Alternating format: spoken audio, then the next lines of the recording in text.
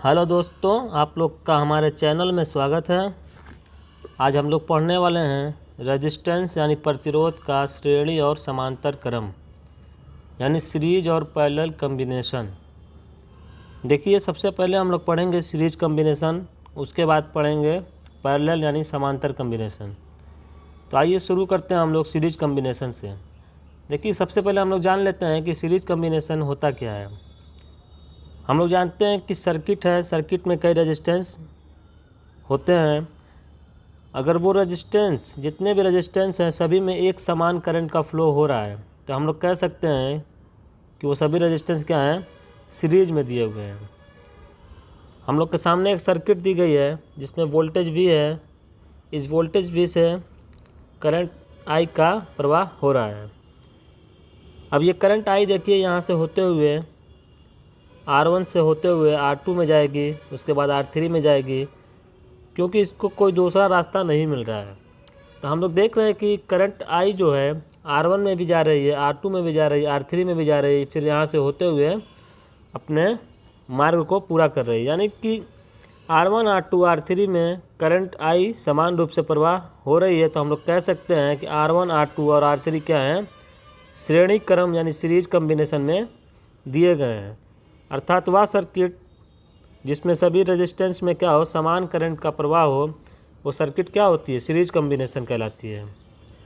और series combination में ये भी होता है कि धारा का मान जो होता है एक समान होता है, लेकिन विभव यानी कि वोल्टेज का मान अलग अलग होता है। तो हम लोगों ने माना है कि रेजिस्टेंस R1 पर जो वोल्टेज हमारा है वो V1 है, R2 पर V2 है और R3 पर V3 है।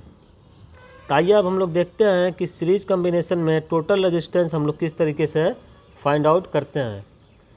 तो देखिए, हम लोग अगर देखते हैं कि इस पे जो वोल्टेज V1 है, इस पे V2 है, इस पे V3 है, यानी कि इसी वोल्टेज का क्या है, कुछ भाग इस पर है, कुछ भाग इस पर है V2 पर, कुछ भाग V3 पर है।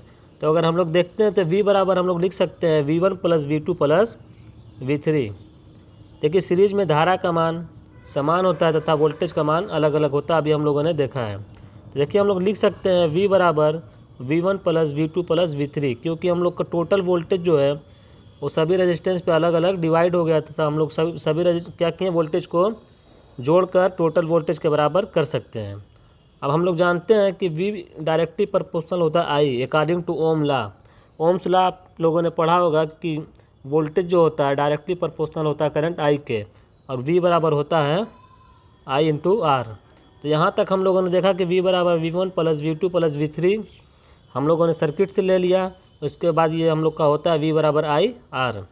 अब हम लोग क्या करेंगे कि देखिए, सभी रेजिस्टेंस पे जो है हम लोग निकालेंगे वोल्टेज क्या होगा। देखिए, अगर टोटल वोल्टेज की बात करें, V बराबर हम लोग को IR मिल गया, टोटल वोल्टेज। इसी तरीके से V1 की अगर बात करें, देखिए करंट जो है सभी में सेम जा रही है, तो I हो जाएगा V बराबर IR से हम लोग निकालेंगे तो V1 बराबर I R1 हो जाएगा, V2 बराबर I R2, इसी तरीके से V3 बराबर हो जाएगा I R3। क्योंकि करंट जो है सभी में सेम है, रेजिस्टेंस अलग अलग है, तो हम लोगों ने सभी पर वोल्टेज निकाल लिया कि क्या होगा। अब हम लोग क्या करेंगे, ये V बराबर IR, V1 की वैल्यू, V2, V3 ये सभी वैल्यू क्या करेंगे, समीकरण 1 में रख देंगे। तो आइए रखते हैं, समीकरण 1 में सभी मान को रख देंगे। तो देखिए, अगर V बराबर IR होता है तो हम लोगों ने रख दिया V बराबर IR।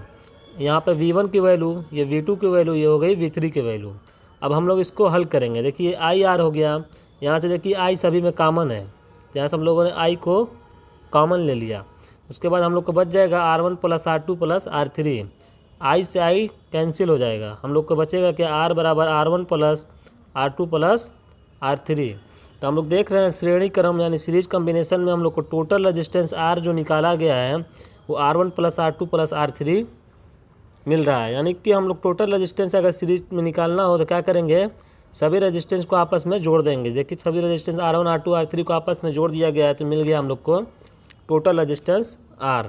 तो हम लोगों ने अभी देखा है सीरीज कॉम्बिनेशन ऑफ रेजिस्टेंस, ये हम लोग का सीरीज कॉम्बिनेशन ऑफ रेजिस्टेंस था।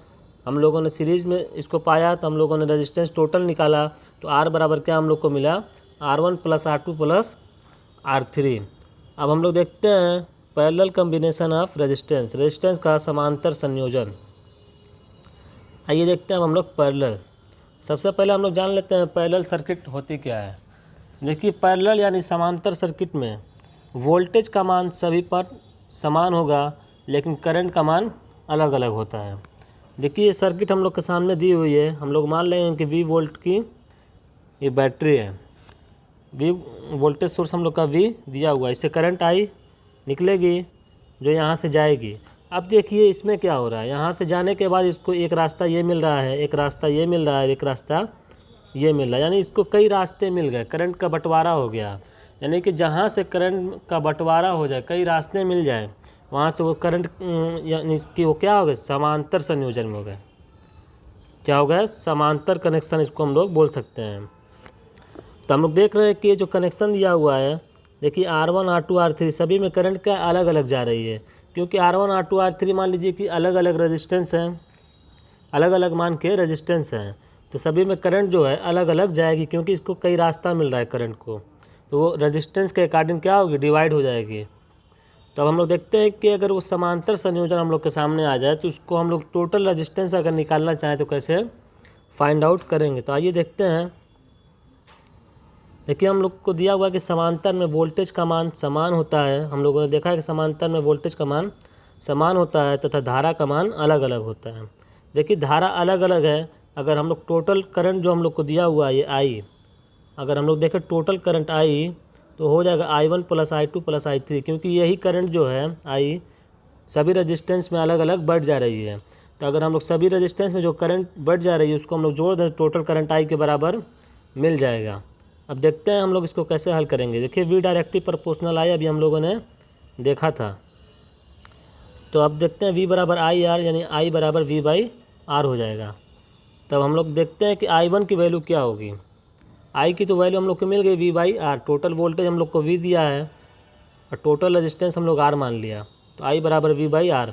I1 की वैल्यू अगर हम लोग देखें, देखिए समांतर में वोल्टेज सब में सेम रहेगा, तो V वोल्टेज हो जाएगा और R1 पे रेजिस्टेंस है R1, तो हम लोग ले लिया V/R1। इसी तरीके से I2 निकालेंगे, V/R2 हो जाएगा। I3 की बात करें तो V/R3 हो जाएगा। अब हम लोग सभी मान को क्या करेंगे, समीकरण 1 में रख देंगे। I के मान को I1 I2 I3 सभी मान को समीकरण 1 में रखेंगे। तो आइए रखते हैं। देखिए सभी मान समीकरण 1 में रखने पर I का मान था कितना, V/R, I बराबर V/R। I1 का मान था V/R1, I2 का मान है V/R2, I3 का मान है V/R3। अब हम लोग इसको हल करेंगे। देखिए V/R है, इसमें हम लोग क्या करेंगे, V कॉमन ले लेंगे। देखिए सब में V कॉमन है, तो V हम लोग कॉमन ले लिया, तो ये बच जाएगा 1/R1 + 1/R2 + 1/R3। अब देखिए V से V कैंसिल हो जाएगा, जब V से V कैंसिल हो गया तब हम लोग को क्या बचेगा, 1/R1 + 1/R2 + 1/R3 बच जाएगा।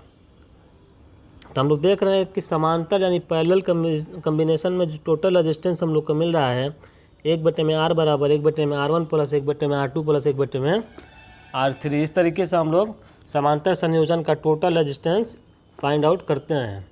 तो हम लोगों ने इस वीडियो में यही देखा है कि सीरीज कम्बिनेशन क्या होता है, कैसे क्या उसकी पहचान होती है, उसका टोटल रेजिस्टेंस किस तरीके से फाइंड आउट करते हैं, पैरेलल कम्बिनेशन क्या होता है, उसकी कैसे पहचान करते हैं, उसमें कैसे फाइंड आउट करते हैं टोटल रेजिस्टेंस को।